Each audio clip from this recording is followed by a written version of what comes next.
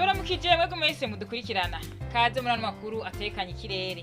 kuri wa gatanu igenekerezo rya 14 munyonyo umwaka wa 2025 mu gitondo haritezwe imvura mu bice vya Makamba, Bururi, Rumonge, Rutana, Ruyigi na Cankuzo mu bindi bice bisigaye vy'igihugu akaba yitezwe ikirere kirimo ibicu vyinshi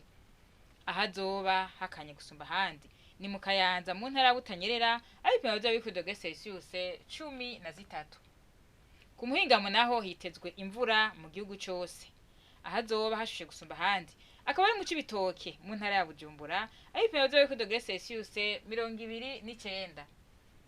mu gitondo hitezwe ko izuba rizoseruka gikisaha 11 zirenga iminota 39 rirengege cy'isaha 12 zibura iminota 5 z'umugoroba.